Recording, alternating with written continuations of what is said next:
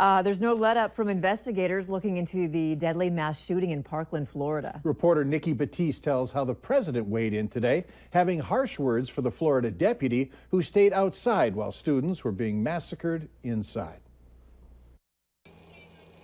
On Valentine's Day, 17 students and teachers were shot dead inside Marjory Stoneman Douglas High School. CBS News has learned that on January 5th, less than 6 weeks before the massacre, a woman phoned an FBI tip line about suspected gunman Nikolas Cruz. She feared he would, quote, get into a school and just shoot the place up. The woman said Cruz had the mental capacity of a 12 to 14-year-old and said, you know, it's just so much. I know he's going to explode.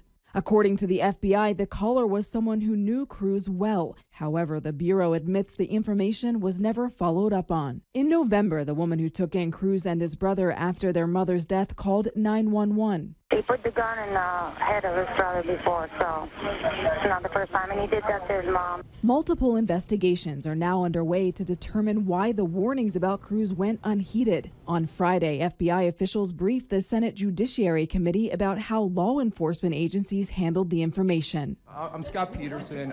Questions have also been raised about what happened during the shooting. According to the Broward County Sheriff, the Armed Resource Officer at Stoneman Douglas High, Deputy Scott Peterson, stayed outside the building and did not try to confront the gunman. When it came time to get in there and do something, he didn't have the courage or something happened, but he certainly did a poor job. On Friday, President Trump repeated his call for more armed personnel in U.S. schools. Nikki Batiste, CBS News, New York. President Trump has floated the idea of arming more teachers. Governor Rick Scott disagrees, choosing instead to provide law enforcement at every school.